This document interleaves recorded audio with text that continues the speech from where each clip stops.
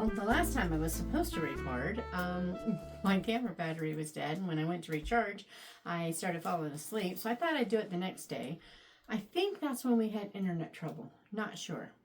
It might have been my project first and then internet trouble. What are you doing? Anyway, I don't know. Things just kept happening. So, last Thursday, my daughter picked up, no, I guess it was Wednesday, my daughter picked up this baker's rack that was on Facebook Marketplace. And I've been wanting to change out what I have at the end of our bed. So we sleep with a turbine engine masquerading as a fan. It's just this huge, very loud fan. It's the only way my husband can sleep. So we have it at the end of our bed. And our bed used to have two sets of drawers, for the platform, and then the mattress went on top. Well, my husband took one of those sets off because our new mattress was so big that I needed a stool to get into bed. And it's not that high up with those drawers. I've slept on it for 30 some odd years. But for some reason, this mattress is just so huge, and we have like this wedge thing under it for his sleeping. And so it just got so big that I couldn't get up there. And I'm like, this is ridiculous. So we took one set of drawers off. We turned it into the window seat for the back room. And life is grand, right? Except that now the cabinet at the end of our bed, or it was this way, the cabinet at the end of our bed was like this much higher than the foot of the bed. It looked so stupid. And I never liked that cabinet to begin with. So I've been looking for quite a while and just not seeing what I'm looking for, because everything is either too tall or it's only cabinets but no shelves and all kinds of things. Well, I saw this baker's rack and I was like, I can take that hutch part off, the rack part, I can take that off and I can just use the base part. And it had some pretty tall legs, and I'm like, they're more like that. So they're at least 6 to 8 inches for these legs. I'm like, I can take those off and put it on casters, make it easy to pull in and out to sweep. I don't need those chunky legs. And so this would be good. Daughter goes and gets it for me Wednesday night. And Thursday I do nothing with it. It's just sitting in our living room in the way. And I feel bad, but I have things to do. I can't deal with it until Friday. Friday I got up, I took those legs off. I measured the inside of that cabinet because I knew that cabinet wasn't going to have a shelf, but there are shelves on that rack part, right? Measured I knew it would either fit inside or be longer, the shelf. So I might have to cut it. Sure enough, once I got it in there, I had to cut an inch off. Great. Cut the inch off. My husband drilled holes for the pegs for me. He got the casters on for me. In it goes, and it's great, okay? So there's a reason that I'm telling you all this. So on, was it Thursday night before I came out here? Or was it on Friday? It must have been on Friday night. Friday night, I cut out, I had this pattern and the fabric to make my daughter I'll put a picture of it, a table runner to serve as a dresser scarf. She has these 2 dressers that she painted identical. They're little short ones. And so she put them together to make one big dresser. So I made her this scarf, sunflower quilted thing, to go on top. I did not do a good job. Okay, I was fine until, I don't know where I made my mistake.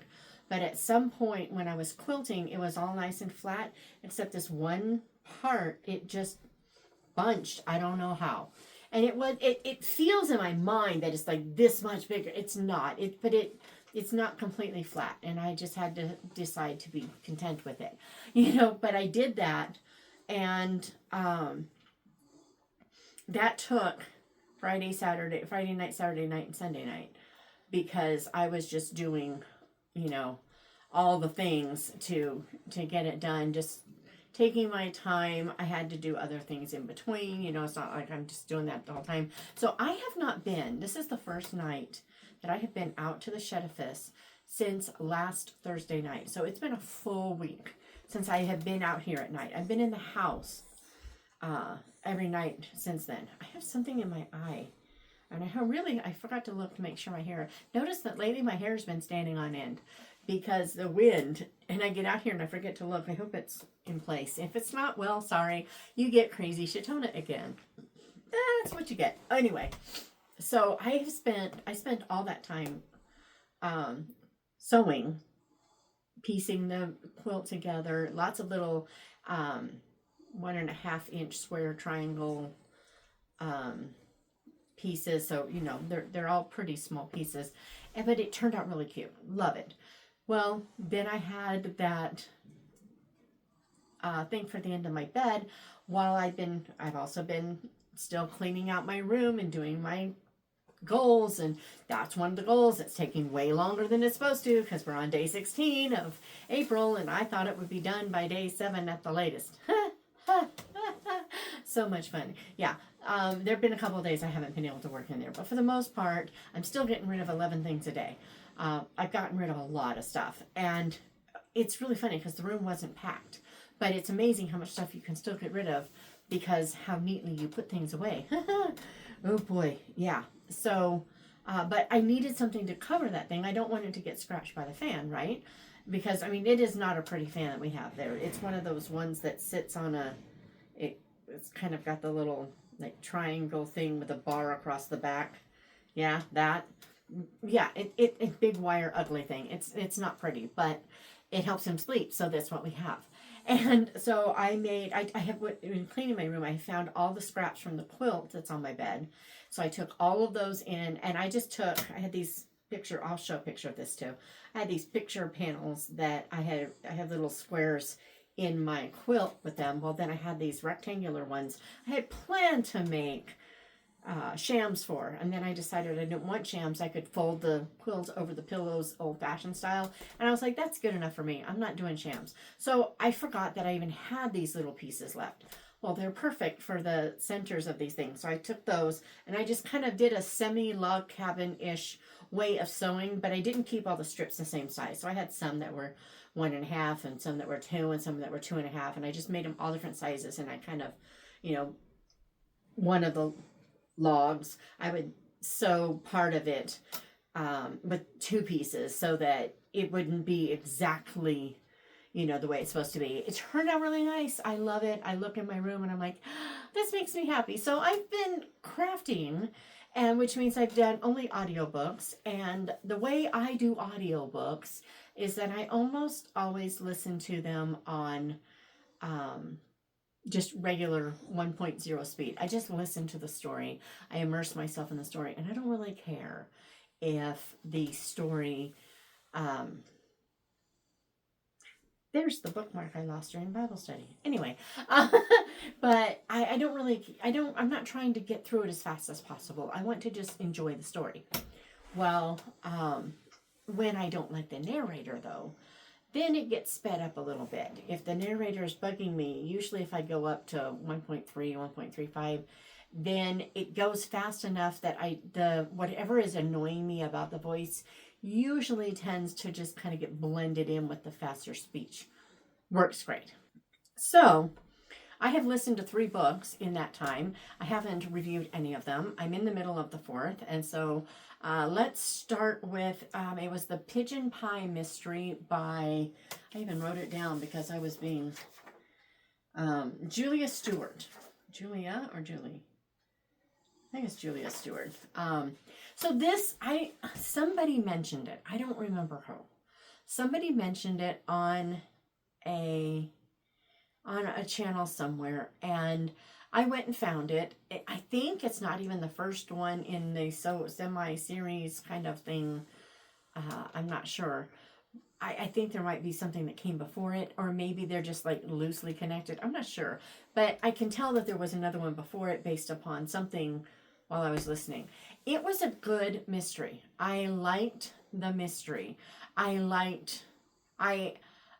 started to figure out what was happening. It's like I could tell my brain was putting pieces together, and I was trying to like bring it to the forefront, but I didn't get there until just about the time that it was revealed, and all of a sudden all those things that were nagging at me came to the forefront, and I'm like, oh, that's it. And then is it like, oh, it was very unique, and it gave me a lot of questions. You know, I was trying to decide, am I happy with the ending? Am I unhappy with the ending? I mean, that was just kind of cool. It was different. And I like different. But the basic story is she is the daughter. I don't remember her name. It's like Mint or Minta, something like that. Mink, or something like that. It's very close to Mink. Anyway, and she has a maid who was her lady's maid. And basically what happens is that her father was anyway, her father was a bigwig in India. She was born in England, and I don't know about her mother. I don't know if her mother was Indian or English. I don't know. But what I do know is that her father made some very foolish choices and left her destitute, as well as some scandals surrounding his death. So this is where the story was kind of a bit much. There is a part, if you choose to read the book, it was fascinating mystery, and I don't recall more than one or two mild words, and I may be confusing it with another book. So language wise, it wasn't an issue. And technically, there was no smut on the page, but we are informed at an inquest about her father's death. So you can skip the inquest information. You do not need to know anything but that her father died when he was with someone he shouldn't have been, doing things he shouldn't have been doing because he wasn't married to her. And we do not get a play-by-play per se, because it's not that detailed, but it was more detailed than I liked. And if I were to read it again, I would definitely just skip the pages. You don't need them. Some might disagree that you don't need that information, but I've given you what you need to know. He died in this not so nice. He died not... Well, he died, and he wasn't alone, and that's all we need to know. The young woman he was with was not discreet with how she described things, but she didn't go all the way into vulgar. Okay, that's about all you're getting out of me. But anyway, so she has to move, and what she does, she gets an invitation from Queen Victoria to live in, what is the name of the Hampton Court Palace, maybe? Don't quote me on that. I could have it wrong. But basically as a grace and favor resident, where basically you're given a place to live at the palace, except that you are also responsible for all your own expenses that you can't afford, but at least you don't have to pay rent. And, that's big. So she goes with her maid, who is now, they have no money, and she doesn't know how to live this way. I love the fact that this girl isn't all perfect. She doesn't know everything. She doesn't,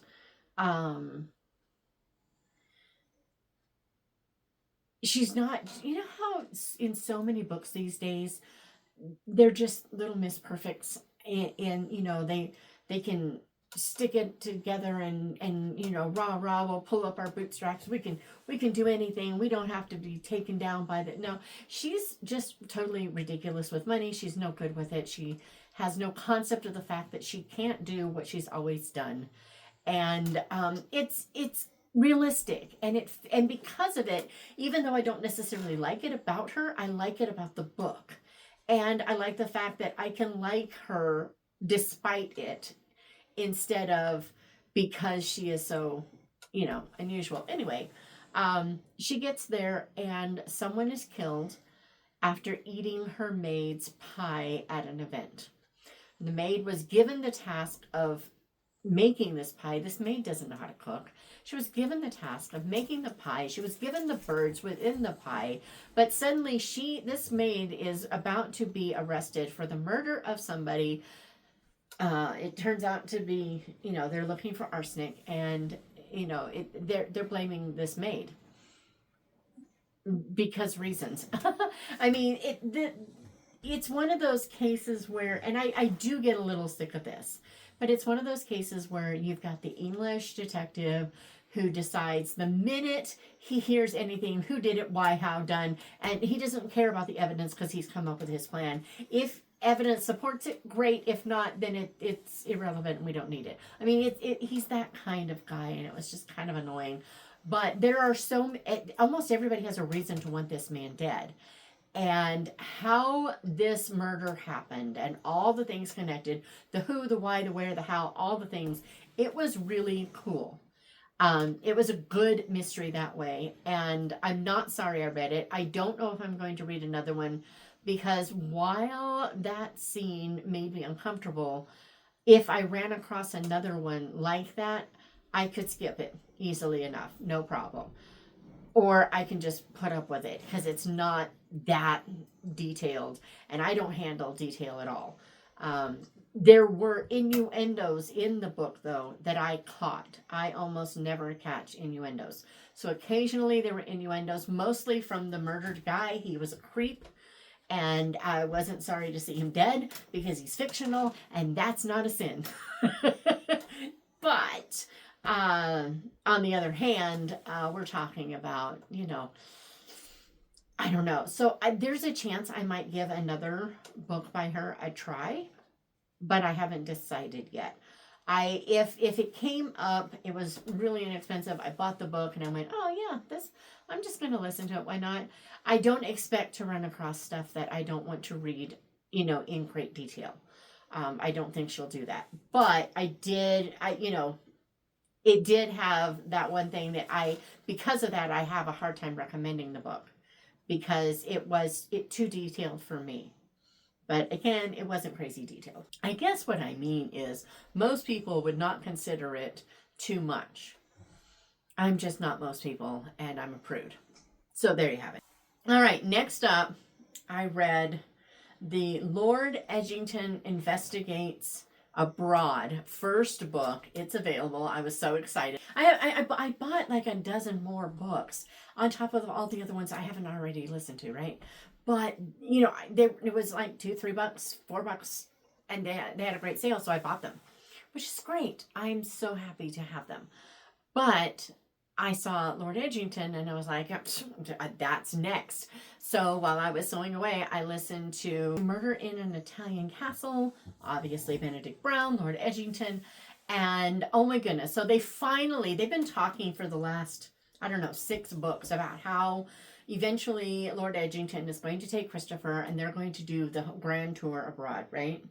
So the first place they go, they pass through France and go straight to Italy, and they're going to this Italian castle of this guy that Lord Edgington doesn't even really like. Christopher can't figure out why they're there. They get there, and the very first thing that happens is they walk up to the door, and the guy falls from the balcony dead on the ground. And all of a sudden, they're in the middle of a case. And it's like, wait a minute, what? And it's one of those things where the local police don't want to even look at it. They're kind of corrupt. And it just goes from there. And it was a fun mystery for 2 reasons. Number one, the whodunit was really fun. That was, I feel weird saying that, the person who killed the person was great. I mean, but it was really clever. And then you get to the author notes at the end and you find out that the reason it's even more fun is that his 6-year-old daughter is the one who came up with the general idea. She's like, I would like to see a book where this happened. And Dad wrote it. And it was brilliant. It was so much fun. So that was good. I figured out, I figured it out. I knew what happened. And then I was wrong. Except I wasn't. And that's all I can say. Most of these I really can't talk about much. The last one I could because, I could tell a lot about that book without giving away anything. I really can't tell much more about this one, except that you meet some interesting characters. Lord Edgington is a whole lot of fun. It's a fascinating, different world. You know, there in Italy, that was interesting, and some of the things that were in it, and the character of the guy who died. You really get to know the guy who died, even though he's dead, because of how he lived his life. He was a really weird character who had this very strange sense of justice and honor that it just doesn't work, and yet it does. And it is what I say all the time, that there are some people who are like almost villains. I've known people in my life who they have this like personal code of honor that they will not break. They will break every law on the planet, but they won't touch their own personal code of honor. And he was kind of one of those kind of guys. It was fascinating. It was interesting. I really loved it. Can't wait for the next one. Drumming my fingers because it's on a train, and I'm like, I want this one. But it's out and you can read it, but I can't listen yet. So I'm still waiting for that one. And it was a delight. It was absolutely awesome. So then I found, I don't know, it must have been recommended on the Home Sleuths page. I'm pretty sure that's where I found it. Went looking to see if the next one, the Homefront Sleuths, I went to see if the next one was available. It wasn't available yet, but, you know, also recommended. And I clicked on this one. It was Silver and the Sunday Cypher. All right, there you go, Krista. Go with that one. Anyway, yeah, Silver and the Sunday Cypher. And it's by Jack Gatland, and I wasn't sure about it because I knew nothing. So here I was going to just dive into a book. I had no idea if I was going to have to close it. Nothing. There was one about in the middle-ish. Irreverent use of God's name. I didn't appreciate it, obviously. And then there just wasn't any more. The problem with this is, so it starts off at the very beginning, you get this prologue, and this person has been killed. And you see the person killed. And you know what the person is thinking and everything because it's from that person's perspective. And then it goes to these other characters. You meet Laura Carlisle, and this is a Carlisle and Silver mystery. So she becomes whatever. She's in her 60s, I think. And she was the wife of a diplomat who died 15 years ago. She lives with her great aunt and her grandson, who goes to college at King's something college in London. Anyway, she's just a neat person, but she spends all her time on committees and doing, you know, charity work and everything. And people talk about how she's just bored. Well, the widow of the guy who was killed comes to her and says, you know, here's this letter that I found when I went looking for his insurance papers. And to me, it sounds like if he died, it was under, you know, suspicious circumstances, and, you know, to come to you and get you to help me. And she doesn't understand why, but apparently her husband has told people for years that she has a brilliant mind and she sees things that other people don't. And, you know, she can put patterns together and stuff. And so out of the blue, I don't remember what, like, pushed her into going, because she didn't want to do it. I don't remember what pushed her over, but she decides she's going to investigate. And then she meets Mr. Silver, and it just goes into the story, and I can't tell you anything else. I literally can't. Everything else that happens in that book is a spoiler, except that she goes on this wild ride to try to, you know, find out who killed this man and what happened and all what's going on. There is definitely some sort of it's not like a secret society. It's kind of like it's almost like a spy agency, but on the not associated with the government. It's very strange. That's almost all I can tell you, because anything else was just I just can't. It'll all be a spoiler. It's that interconnected. And the best part is it's one of those books where, you know, you've got someone, like, you're trying to figure out the mystery, and they find a clue, and then they find another clue, and they can put them all together. Well, clues get stolen or ruined, or, I mean, so every time they make a couple of steps forward, they get jerked back. Sometimes one step, sometimes five, and they got to start all over. And then there are some twists that I did not see coming. This one, I by the time I figured out who did it, so did they. It was, oh wow. It was just, so good. So good.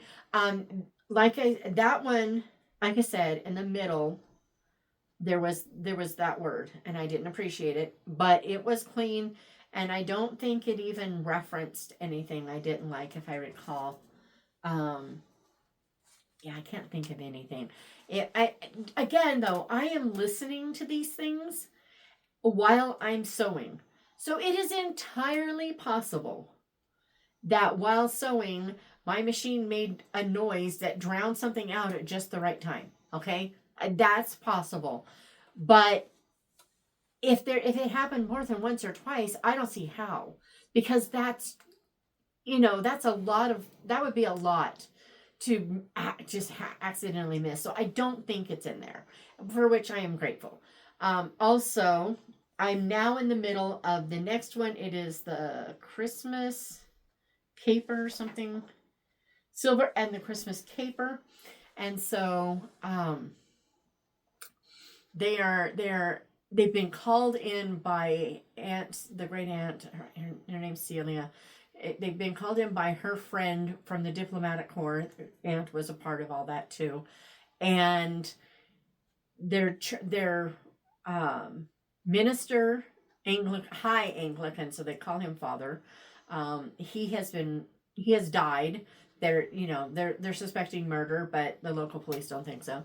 And a relic from like 1,000 years ago has been taken, and so she wants them to find that relic, and that's where we are now. And they just proved a bunch of stuff. They've got the evidence, and they go up to their room, and someone has taken it, and now everything that they've got to prove something is gone.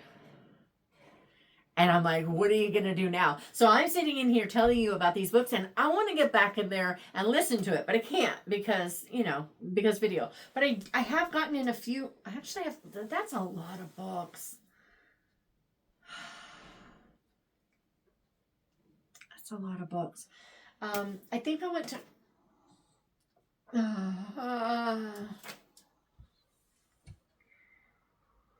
1, 2, 3, 4, 5, 6, 7. Okay, I have several books that have come in, and I don't want to go through all of them. I'm just going to share the one that I'm going to start reading because reasons. But I talked to Gina Holder on the podcast last Wednesday or Thursday. It had to be Tuesday or Wednesday. I think it was Wednesday. And I ordered this right away because I knew about the book that follows this, The Escape Game, but I did not know that there was a book before it, and this sounds amazing. So I'm really excited about The Escape Game. But this first book, The Puzzle Within, it's the Game Masters Book 1. Anyway, it says, when solving puzzles becomes a matter of life and death. FBI agent Arizona Powers, recovering from a nervous breakdown, isn't ready to call it quits. Hoping to prove herself, she takes on a protection assignment for Bridget Van Sloan, the spoiled teenage daughter of an ambassador. Nick Trueheart, a former escape artist, joined DSS as risk analyst after the tragic death of his wife. Consumed by his obsession to learn the identity of his wife's killer, Nick lacks the time and patience to handle the unstable field agent. When Bridget disappears from an escape room, Nick and Arizona become entangled in a dangerous game and a race against time. The risks are high as they confront their own failures and unravel secrets hidden within to save Bridget and themselves from a sinister plot. Okay, come on, guys. They're taken from an escape room. Yeah. I was like, yes, I need this. But the next one, the escape game. Ooh. I'm even more excited about that. So just saying. All right, let's read the first line. Why not? We live once. Ari. I'm guessing Ari for Arizona. Anyway, Ari planted her palms flat against the desktop and locked gazes with Senior Special Agent Matt Updike. Then she's thinking, I didn't become a federal agent to babysit a diplomat's spoiled daughter. Well, we got that from the back, so yeah. But anyway, I had a blast chatting with her. That episode's coming up on the podcast. But I was like, yeah, I got I mean, so this is like the tiniest book blip ever, because I'm not going to go into those. I'm going to be good. I'm going to be good. So I can get in the house and do things. But anyway, so that's what I've been reading. I'm going to go back in because A, I need to edit this, but also B, in addition to all this, a couple weeks ago, I saw, can't remember where I saw it, but I saw someone doing English paper piecing. And I had, it's one of those things where I had that in the back of my mind. It's a quilting thing, and I had it in the back of my mind. I've seen people do it before, but I've only seen like the results. I've never actually watched someone do it. And basically what you do is it's all hand pieced. So you are sewing the entire quilt by hand.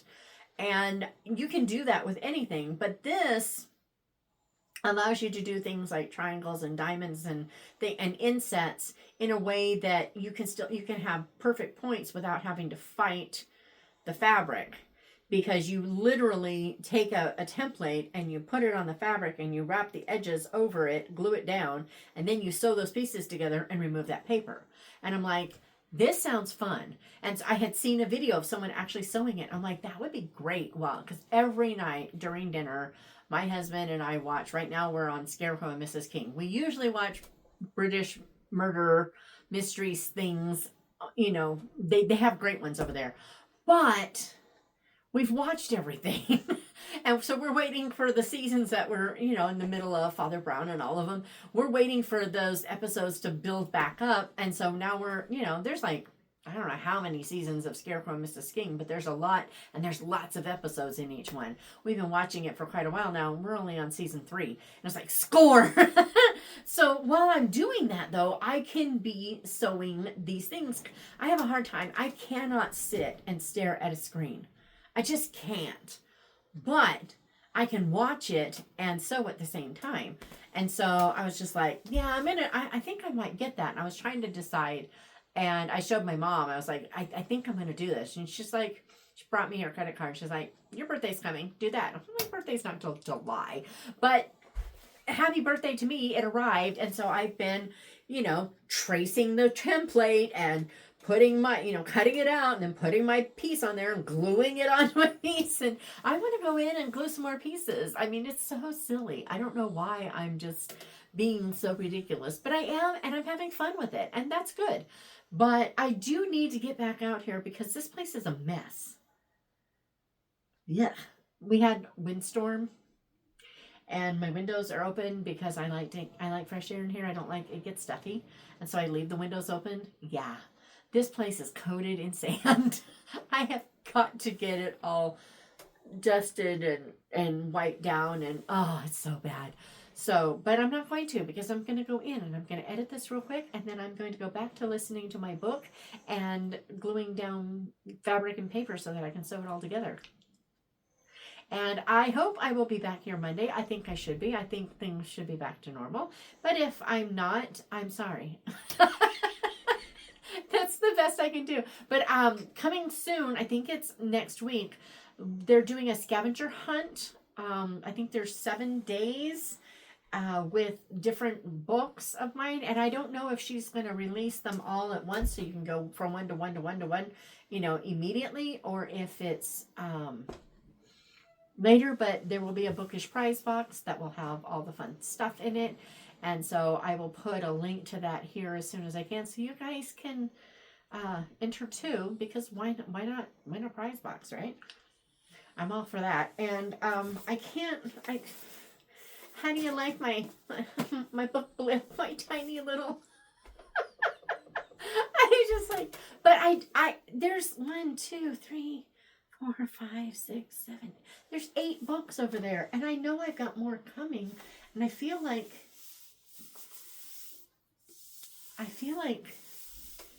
I should have one here already. But anyway, oh, and there's Cerulean. Oh, and there's so many I want to read, but I do want to read that puzzle first. All right. I'm fine. Everything's fine. Hi, how you doing? I'll see you on Monday, I hope.